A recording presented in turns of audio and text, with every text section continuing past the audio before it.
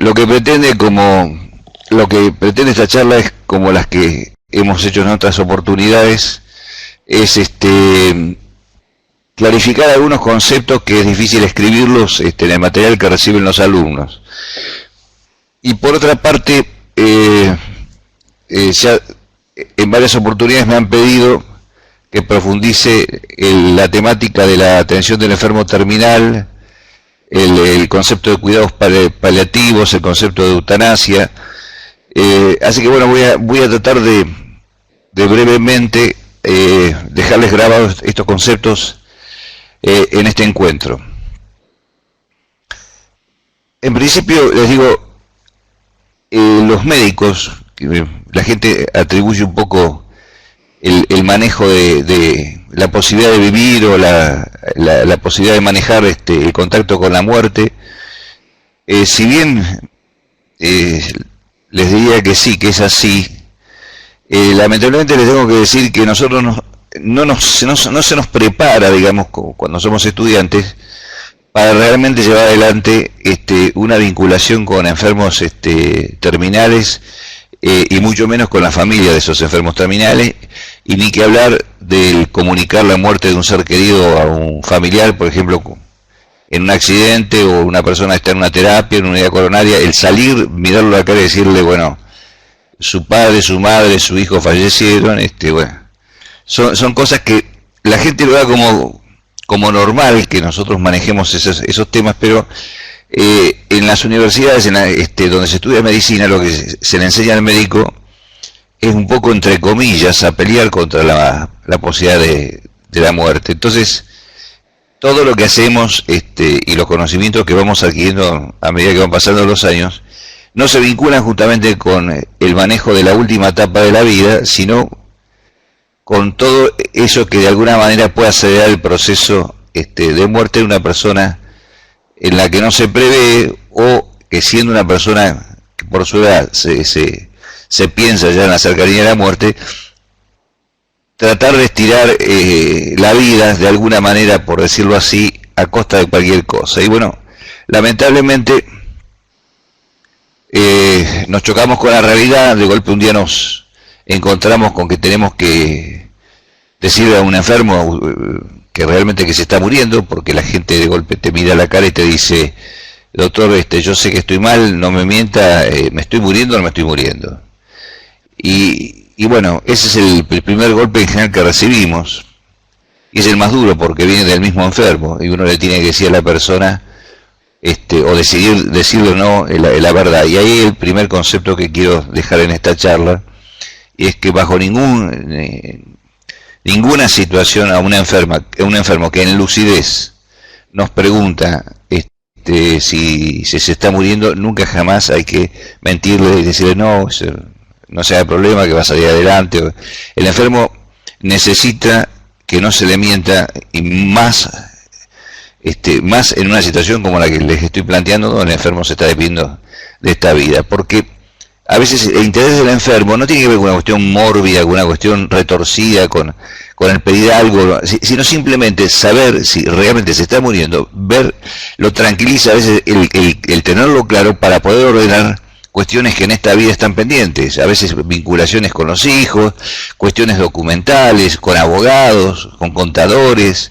Hay gente que tiene muchos problemas familiares y no quiere irse de este mundo dejándolos así como están, o simplemente desde el punto de vista religioso tener un contacto con una persona que de alguna manera le transmita la posibilidad de expiar sus errores, sus pecados, como decimos desde el catolicismo, y darle la posibilidad de ingresar a una nueva forma de vida, como así la vemos los que somos católicos. Pero bueno, ese es el primer concepto. No es fácil, porque una cosa es que yo se lo diga y otra cosa es estar delante del enfermo, ¿no?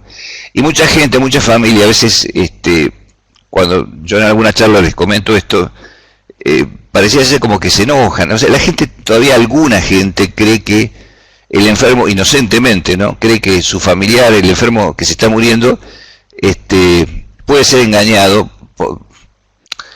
haciéndole una sonrisa, o bueno, o diciéndole que hay algo, alguna expectativa. Y eso, créanme que el enfermo que se está muriendo siempre sabe que se está muriendo. En realidad, cuando nos pregunta, lo que está buscando es una certeza para poder actuar o encarar lo que le queda de vida de una manera determinada. Pero la certeza la tiene, o sea,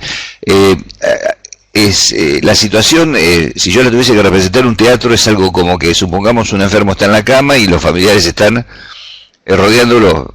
Y bueno, el enfermo no habla y los familiares tampoco hablan, porque el enfermo está sabiendo que se está muriendo, pero no quieren plantearlo para no angustiarlos. Y la familia, por otro lado, saben que se está muriendo y no quieren plantear el tema de la muerte porque piensan angustiarlo. Entonces terminan no comunicándose, y cuando en realidad ese sería un momento muy importante como para poder manifestarse lo que uno ha sentido, lo que uno ha sentido por esa persona, cuánto lo ha querido, o si tiene que disculparse, o ese es el momento, porque pues no lo va a ver, por lo menos los que quedan en este mundo no lo van a ver.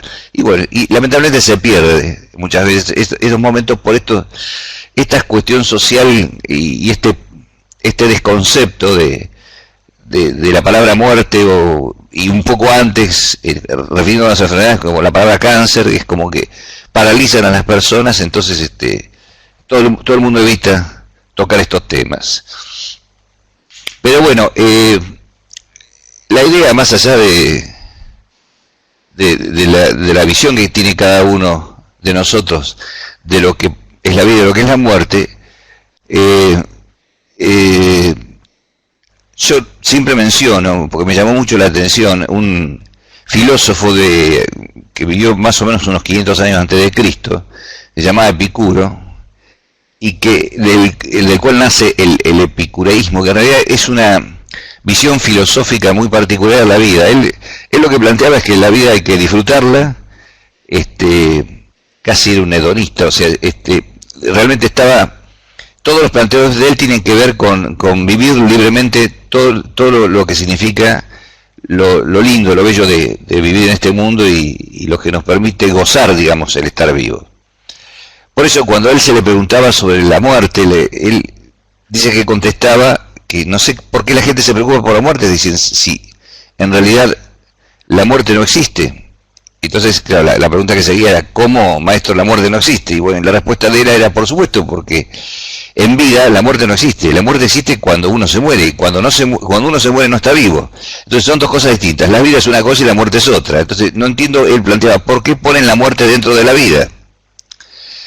Claro, dicho de esta manera parece una falacia, es como un juego de palabras, pero en realidad algo de lógica tiene si ustedes se ponen a pensar, porque estando vivos muchas veces nos martirizamos pensando en la muerte, pero en la vida la muerte no está.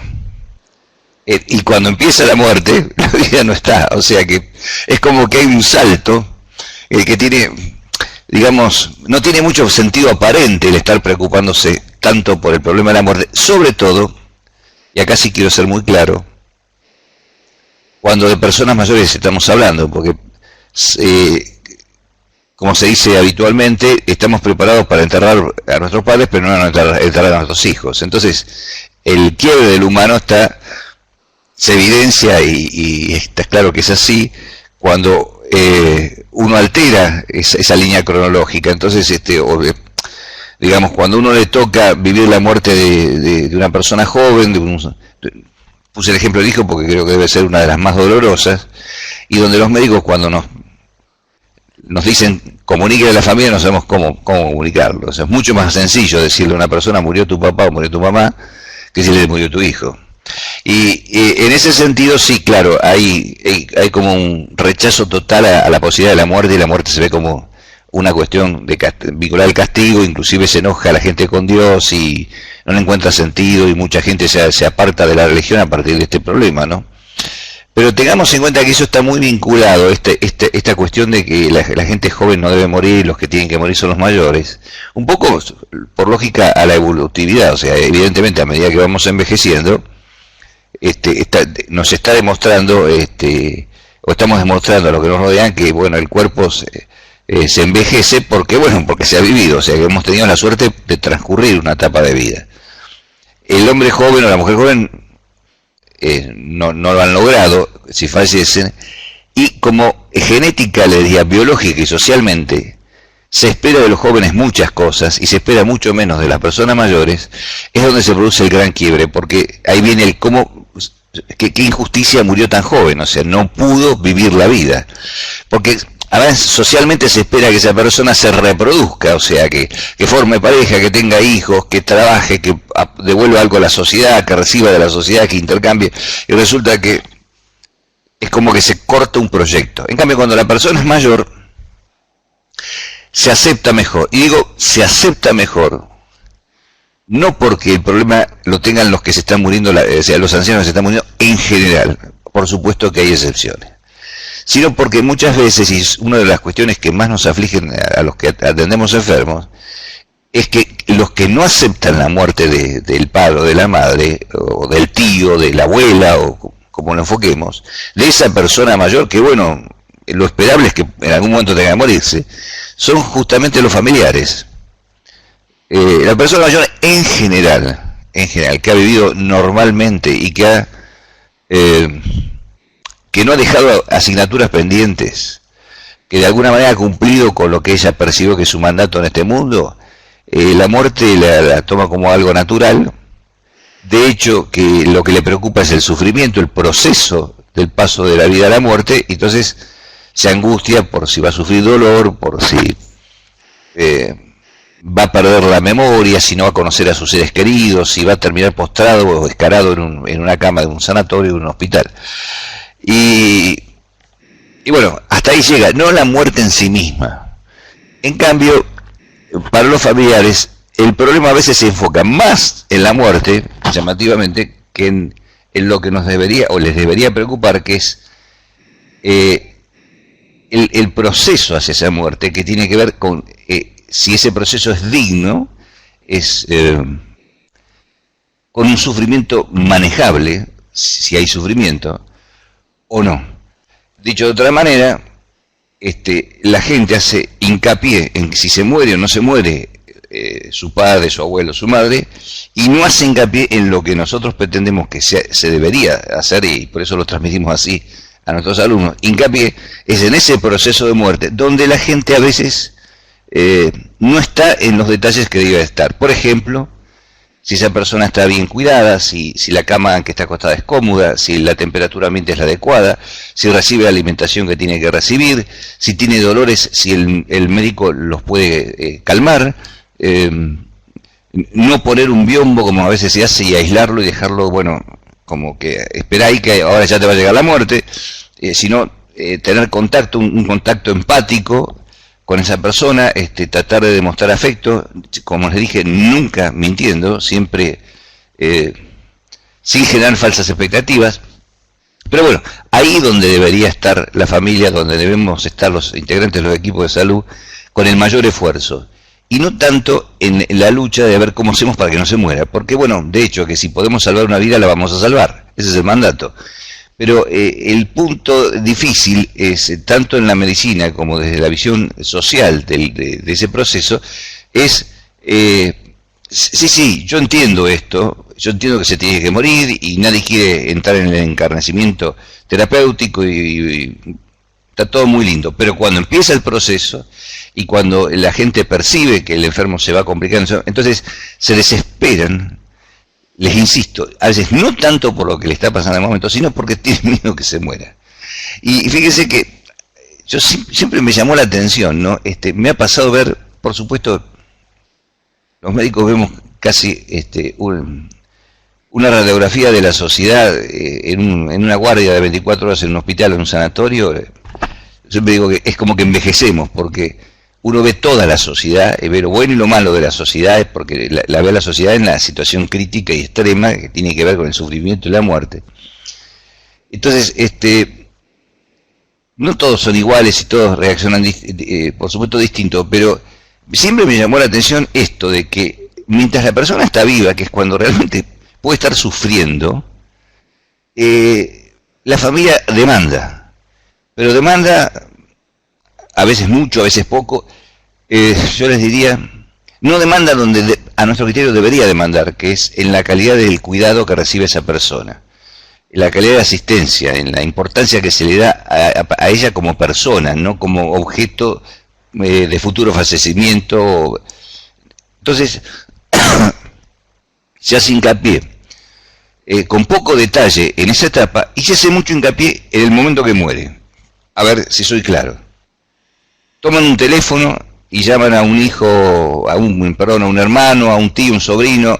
Urgente, fulanito de tal, vení, mamá acaba de fallecer, urgente. Y la pregunta que uno se hace es, ¿cuál es la urgencia? Se acaba de fallecer. Entonces, no se lo requirió tal vez cuando se estaba muriendo, cuando la madre hubiese necesitado ver la cara del hijo, pero basta que fallezca para que se lo llame urgente y que el hijo, llamativamente, que no acompañó a su madre en la etapa final, salga corriendo para aparecer en el momento de que se cierra el cajón o que se entierra la persona. Entonces, es como que hay algo que está un poco desfasado. De hecho, cuando se piden los permisos para faltar al trabajo de estos hijos, a veces que viven en otras ciudades, se produce justamente cuando se produjo la muerte. En vez de empezar con el permiso en el momento de transición, que es donde el ser querido más nos necesita, ¿no? Pero bueno, así está dada la cosa, y lo que a mí me interesa es que ustedes empiecen a verlo de esta manera. Empiecen a ver algo que parece casi materialista que lo plantea así. Pero la persona que se está muriendo, si tiene lucidez, si tiene autonomía mental, le preocupan cosas tan básicas como saber quién va a pagar el velatorio, quién va a pagar el entierro, cómo está su situación frente a la obra social que lo está atendiendo, qué va a pasar con la casa, si le va a quedar al hijo, si no va a quedar. Bueno, esos detalles que no tienen nada que ver con la salud son esenciales que se consideren, pero es esencial que se consideren, y que ustedes como gerontólogos así lo prediquen, no esperando el último suspiro de la persona, porque cuando la persona se pasa por el periodo de muerte, tiene muy poco, a veces, posibilidades o ánimo, o el físico no le responde como para poder lidiar con estos problemas, y le gustaría, porque no hay ser humano que no le guste, tener ordenadas las cosas antes de irse. A ver, si la muerte es algo así como irse de vacaciones, a todos nos gusta irnos de vacaciones, pero dejando la casa ordenada. Nadie quiere dejar la pava en el fuego para encontrar un incendio después.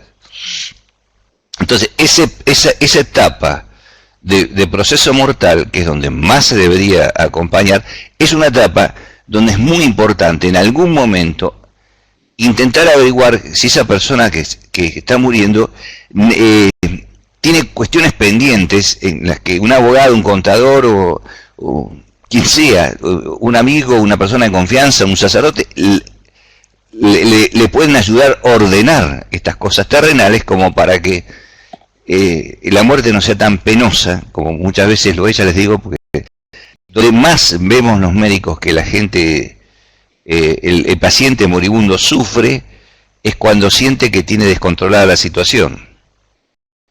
La muerte, los psicólogos la explican muy bien a través de lo que se llama el proceso de duelo, el duelo de su propia vida, su propio proceso, no solamente duelo en función del duelo como proceso por los seres queridos, eso lo vive la familia, me refiero al duelo de uno mismo. El mismo enfermo hace su propio proceso de duelo que tiene distintas etapas, hay etapas de reacción, de negación, de no aceptación, pero siempre hay una etapa que es la final, donde se habla de negociación, donde el moribundo se relaja, digamos, y es frente a lo inevitable, negocia, por decirlo de alguna manera, ese pasaje, diciendo, bueno, me entrego, no peleo más, ya está. Y justamente donde la última etapa, donde ustedes, a veces son minutos, a veces son horas, a veces son días, donde ustedes ven que el enfermo se termina relajando y el proceso de muerte se produce sin sufrimiento, sin tensión, sin tantos problemas como se ve en las etapas anteriores. Bien, eso como conceptos generales. Sepan los gerontólogos que es muy importante para la familia que rodea al moribundo, no solamente tener en claro la cuestión económica, quién va a pagar, como decía el hospital, el sanatorio o el servicio fúnebre, si no, parece raro lo que debe decir, pero hay gente que no tiene la menor idea de qué es un certificado de función o cómo se procede frente a esto. Y yo quiero decirle, bueno, por supuesto que no todos los países tienen el mismo modelo. Acá en Argentina, los servicios fúnebres son los que le dan a la familia lo que se llama certificado de función, que es un papel bien grande, con varios puntos a completar. O sea, no es un papel que se escribe en un consultorio, no es que lo haga el médico con su recetario, sino que ya viene preimpreso, y donde el médico debe de certificar dos cosas. Uno es que está la persona muerta, y la segunda es la causa de la muerte. Si el médico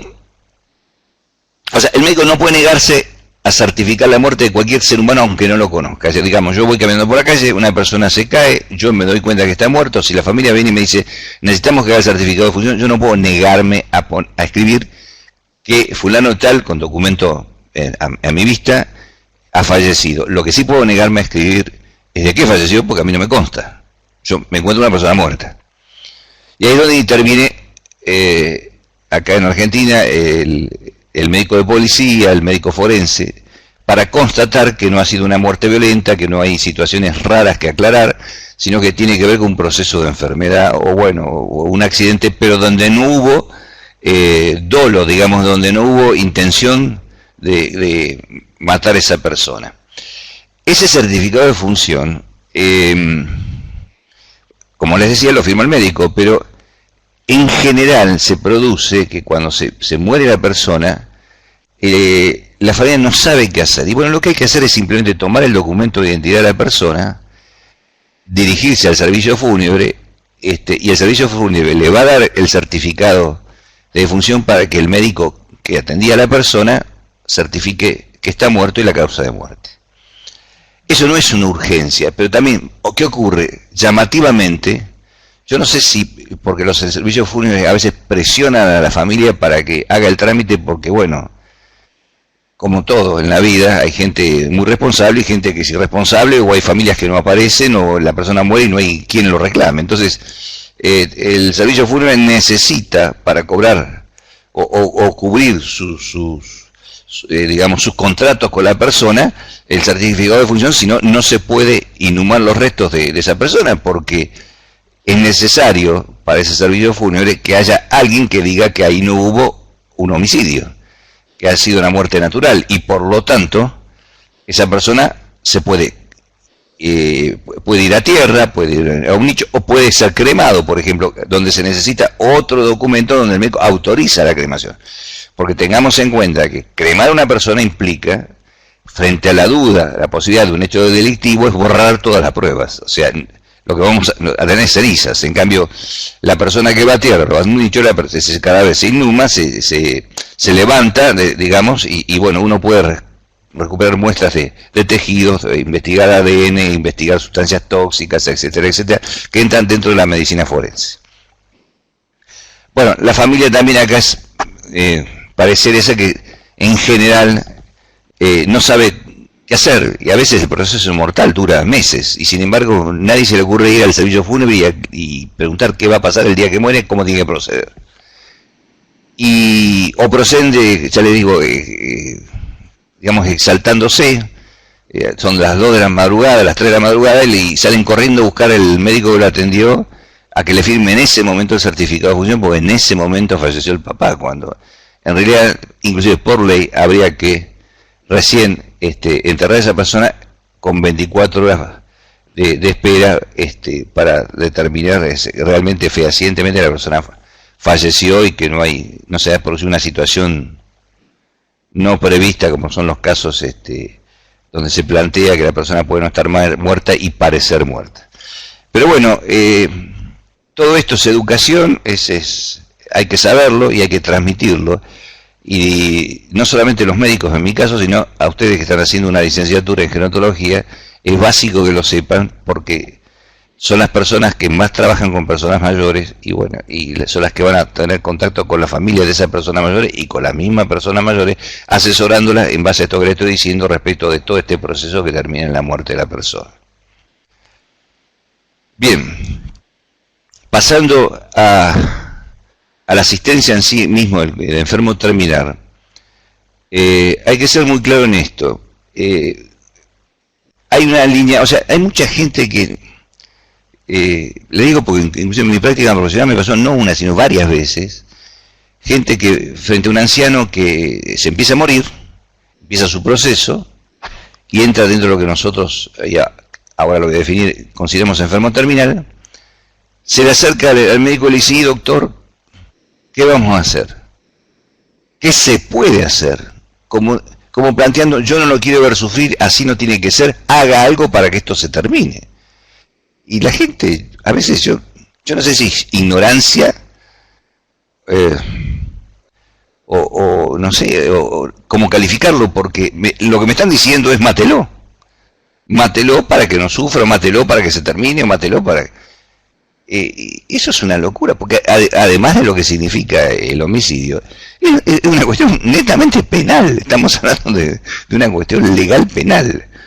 Entonces, la primera idea que tienen que tener todos en la cabeza es que los médicos no nos formamos como tal para matar gente, nos formamos como tal para, en realidad, ayudar a bien nacer, bien vivir y bien morir. Esa sería, no les hablo de curar, porque por ahí hay una frase que dice: curar mientras se pueda, cuando no se pueda curar, calmar, y cuando no se pueda calmar, por lo menos acompañar. Y a veces en geriatría es más frecuente el acompañar que el curar o el calmar. Entonces, pero no estamos ahí para que se corte una vida, estamos ahí para que el proceso mortal sea digno, sea un proceso aceptable desde el punto de vista humano. Entonces, la vida no se negocia, primer punto que quiero que quede bien clarito. Segundo, ¿a qué se considera un enfermo terminal? ¿Por qué decimos enfermo terminal? Bueno, en realidad hay dos definiciones, una que es la que menos me gusta y otra que es la que a mí personalmente más me gusta. La que menos me gusta es aquella que dice que un enfermo entra en situación terminal cuando se haga lo que se haga desde el punto de vista médico, antes de los 6 meses esa persona se prevé fallecida. Pero resulta que eso, como decirle a una mujer: quédate tranquila que tu hijo va a nacer en 2 días, eso es brujería, chicos. ¿Qué quieres que le diga? O sea, eso no se puede. Uno puede en su experiencia intentar adivinar, pero no hay ningún libro de medicina, no hay ninguna fórmula, ningún cálculo que me diga exactamente el día que van a nacer un chico. Ni tampoco hay ninguna forma que yo pueda determinar cuánto va a durar una persona a partir que le dicen, por ejemplo, usted tiene un cáncer avanzado, le quedan 2 meses, 3 meses, eso no sé de dónde. Eso en las películas nada más, no existe eso. Uno puede prever por el ojo clínico, por años de médico, decir, bueno, ve que hay un deterioro muy profundo y tener una idea estimativa muy personal, pero yo he vivido situaciones, en este momento justamente, una persona que yo aprecio mucho, un paciente mío de muchos años, se está muriendo, y debe ser más o menos 6 meses que la familia creyó que se moría, y está dando vuelta, y todavía camina dando vuelta por ahí, y por supuesto que se va a morir, pero cada vez que nos encontramos, la familia me dice a mí: y doctor, yo, en todo caso le puedo pasar el teléfono de Dios que le pregunte a Dios, yo no sé, es que se dan cuenta en la soncera, y doctor, es como que si yo supiese cuándo se va a fallecer, terminar la vida de este hombre, cuándo va a fallecer. Pero bueno, son cuestiones sociales tan incorporadas. Así que bueno, esa es la definición en principio de enfermo terminal. La que a mí me interesa más seguir es justamente, en base a lo que les digo, es aquella que dice que haciendo todo lo que se puede hacer, irreversiblemente esa persona no va a retomar su estado de salud previo, sino que va a avanzar hacia el proceso de muerte, sin poner qué cantidad de meses, si 6 meses, si no 6 meses y demás. Cuando hablamos de enfermos terminales, a veces pasan por procesos que comúnmente se denominan vegetativos, o sea, la gente queda postrada en cama, prácticamente la función cardíaca, la función respiratoria siguen más o menos intactas, pero el resto de las funciones del organismo, inclusive todo lo que tiene que ver con la cognición, están alterados. Pero una persona puede estar en estado, como les decía, y se plantea vegetativo, años inclusive. Entonces, ni siquiera en una situación de una persona muy mayor, imagínense una persona, por ejemplo, 95 años, que hace 6 meses está recibiendo alimentación por sonda, usando pañales o usando sondas vesicales y demás, y con apoyo de alguna manera, por algún suero, ni siquiera eso nos autoriza a decir, bueno, acá se terminó, hay que hacer algo. Y el hacer algo, y acá viene el otro concepto, puede ser el hacer algo que es el no hacer, o el hacer algo que es el hacer. O sea, yo puedo pecar porque hago algo para terminar con la vida de la persona, o puedo hacer algo que es mirar para otro lado y dejar que la persona se termine muriendo. Y acá es muy clarito que lo primero, que si yo hago algo para que se muera la persona, eso es una eutanasia más que clara, creo que la entiende todo el mundo. Podríamos llamarla eutanasia activa, creo que se la definía así hace un tiempo. En este momento me parece que han cambiado los términos. Pero básicamente es eso, es como que yo hago algo para que muera. Pero también es eutanasia el dejar de hacer lo que debo hacer, porque de esa manera, entre comillas, yo no le estoy prolongando la vida, sino que dejo que... Y ahí, ojo, porque podemos entrar en una falacia, en un manejo... digamos, extraño del lenguaje médico. Si yo una persona, para que me entiendan, en estado vegetativo, o como les acabo de decir, en situación terminal, donde yo haga lo que haga, sé que no voy a poder revertir en estado de salud, y que día a día su organismo se va deteriorando, va camino hacia la muerte. Si yo, por ejemplo, lo estoy hidratando, o sea, le estoy dando de beber y lo estoy alimentando por una sonda nasogástrica, si yo saco esa sonda, yo no lo estoy matando, pero estoy propiciando el camino hacia la muerte. Si ese es mi objetivo, eso se llama eutanasia también. Así no sea directa, no es que yo fui y lo maté, pero saqué elementos de sostén vital que permiten que la persona fallezca más rápido. Entonces, si ese es el objetivo, eso es penal, eso es homicidio, así de clarito, no hay mucha vuelta. Y les digo esto porque es muy común, esto es casi de todos los días, cuando nosotros atendemos enfermos, que sobre todo dementes, que tienen problemas para deglutir, que tienen problemas para tomar el líquido, y vamos a poner una sonda nasogástrica, le decimos a la familia, mira, hay que poner una sonda nasogástrica, se enojan muchos porque dicen, no, yo no quiero que le prolongue la vida. Pero no es prolongar la vida, no se trata de medicina, se trata de cuidado básico. Es como a nadie se le obliga un vaso de agua. Yo estoy diciendo, no le estoy diciendo nada médico, lo que estoy haciendo es dándole de beber y de comer, porque va a morir de hambre o de sed, no de la enfermedad. Y si yo no le doy esto, el que está actuando para que muera soy yo. Y les aclaro que esto me ha pasado, pero no muchas veces. Inclusive recuerdo en este momento el caso de un juez que tenía a su madre, a su suegra, la madre de la esposa, en el geriátrico nuestro, y bueno, cuando le estaba por poner la sonda nasogástrica, este hombre me planteaba que no lo iba a aceptar. Y fíjense, estoy hablando de un abogado y juez. Digo, pero señor, esto, ¿qué es lo que usted no entiende? Porque no, pero usted le prolonga la vida. No, señor, yo no le prolongo la vida. Yo no intento prolongar la vida. Yo simplemente intento no quitarle lo que cualquier humano necesita, que es el líquido y el alimento, para poder por lo menos, si se toca, morir dignamente. Ahora, sí le estaría prolongando la vida si yo empiezo a ensayar tratamientos que a fuerza de tratamientos la hagan vivir un poco más, sin analizar el sufrimiento que significa vivir ese tiempo más. Donde yo me meto ya a pelearme con Dios, como digo siempre, porque es como que Dios la está llevando a la persona y yo estoy empujando para que se quede. Entonces sí, ahí estamos hablando de lo que no se debe hacer. A ver, un ejemplo típico podría ser una persona que se está muriendo, que ustedes tienen un proceso infeccioso generalizado, nosotros lo llamamos septicemia.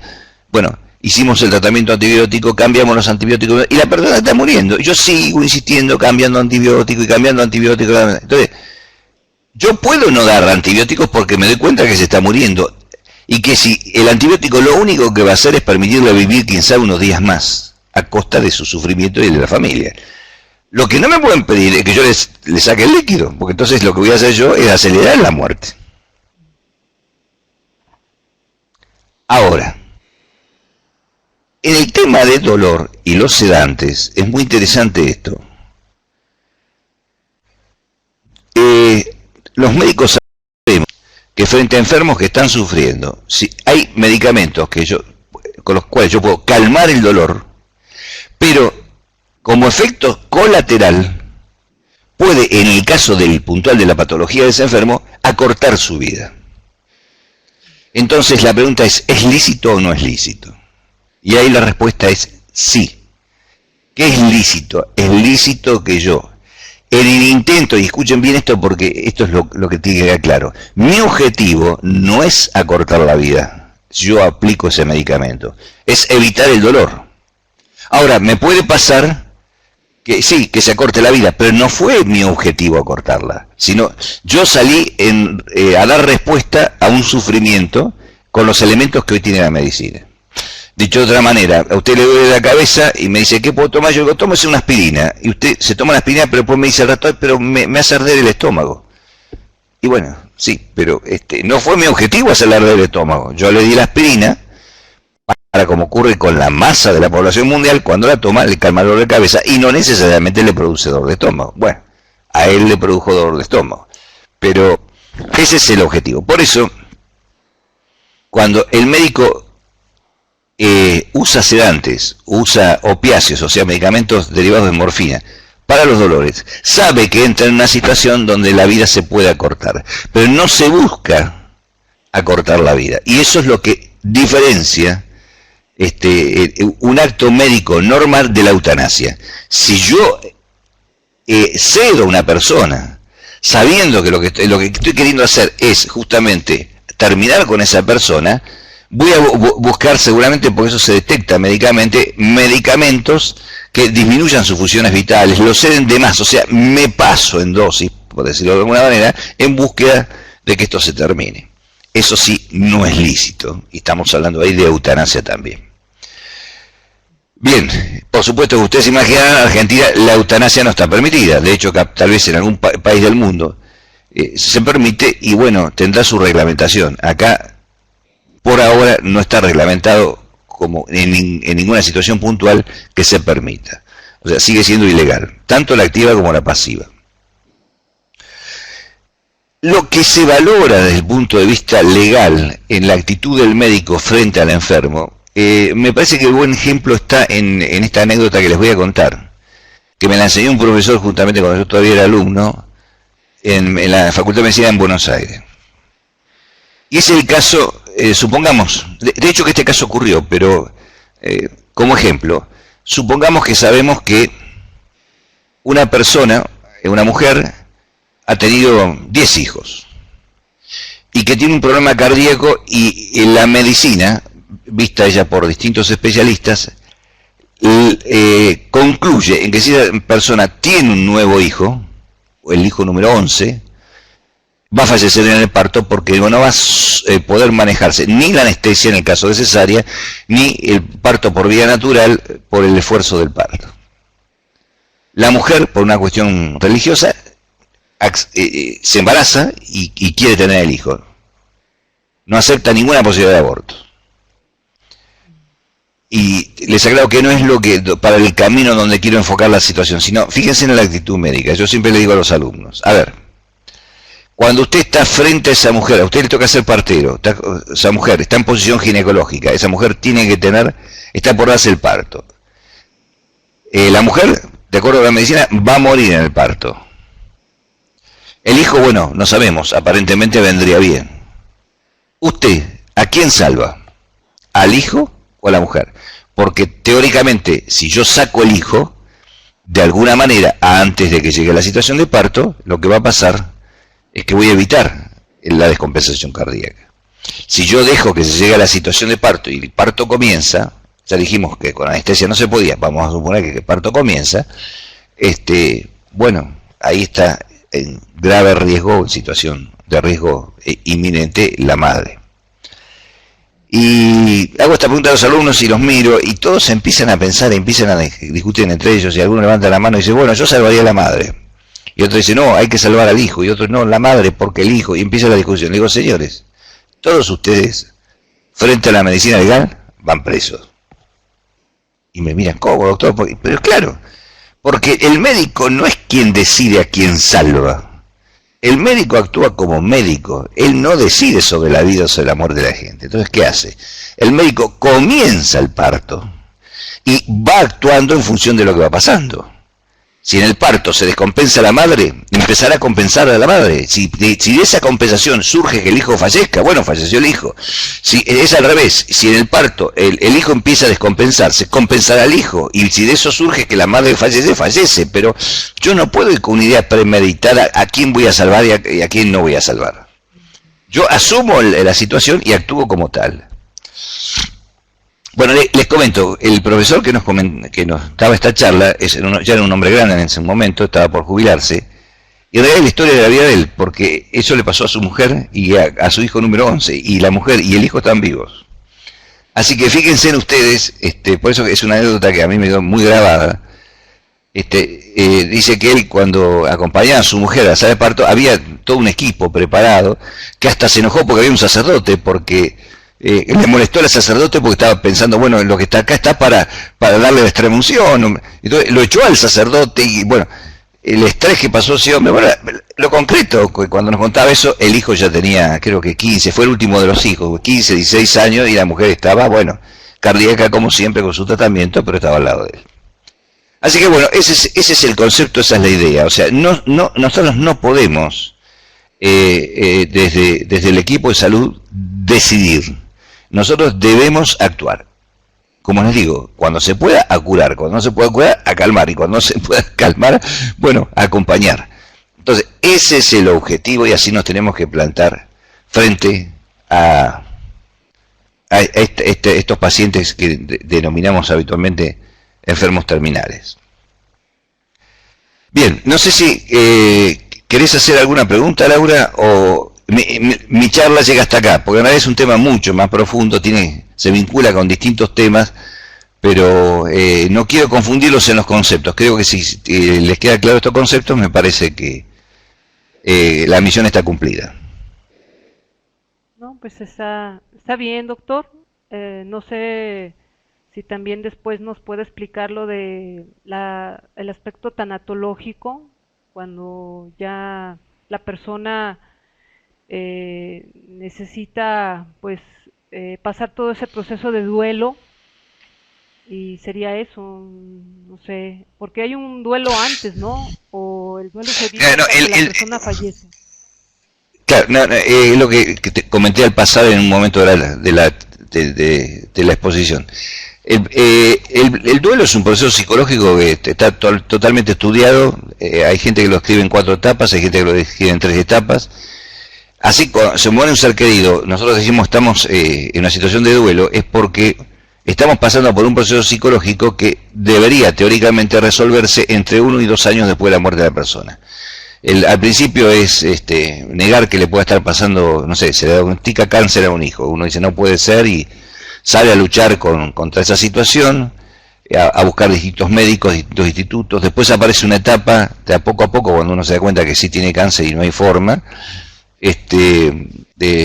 digamos, por decirlo así, de reacción de esta situación. Por ejemplo, si la persona llega a fallecer, lo primero que se hace es buscar responsables, ¿no? Pero supongamos que estamos en la etapa de recién tomamos conocimiento que el hijo, o nosotros mismos en donde diagnostica el cáncer, es el rechazo, no deben estar equivocados. ¿Por qué a mí? La pregunta es ¿por qué a mí? Bueno, porque a mí se la hacen todos, pero bueno, es así.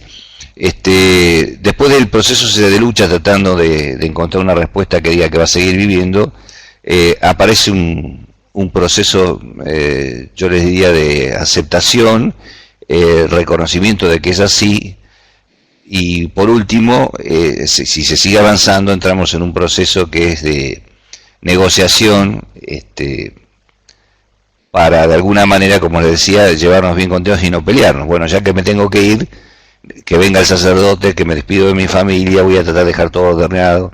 Eso se da, esos procesos que como te comentaba, esto no es, es psicología pura, no es mi tema, no es mi fuerte.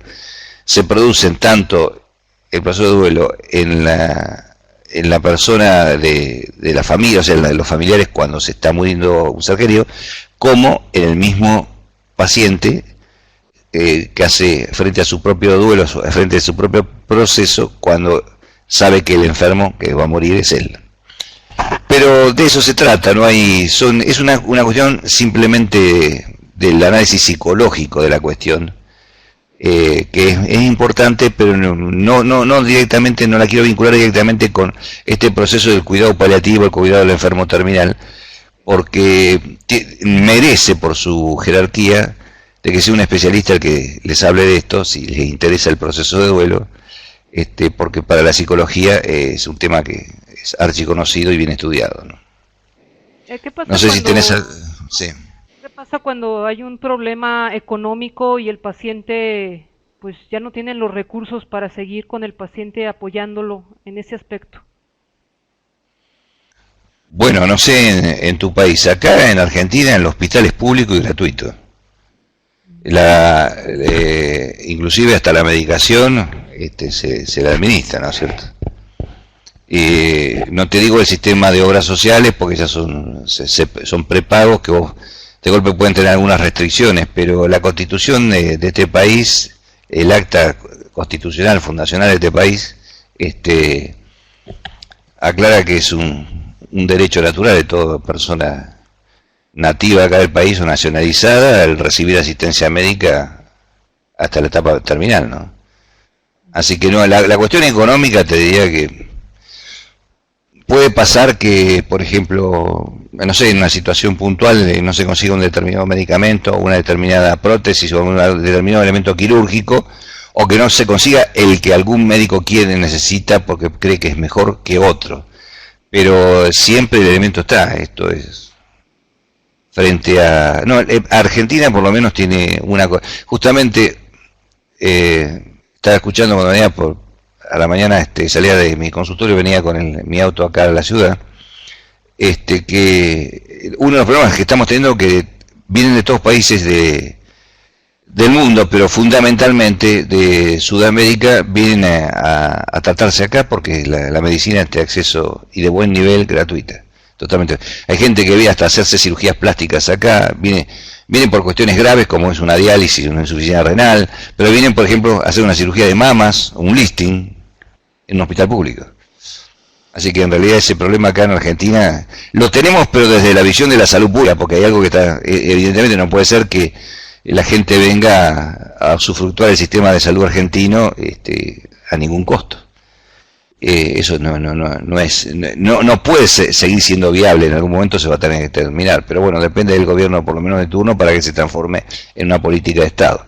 Pero digamos, no, si donde va dirigido lo tuyo, la problemática económica, acá te diría que no, en un hospital público a veces, no digo siempre, y depende de cada hospital y cada ciudad, donde esto es muy variado porque es un país muy grande, pero a veces la persona es mejor atendida y mejor cubierta que en un sanatorio.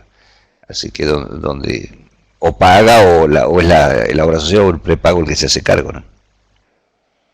Así que no existe esa problemática, Laura, no.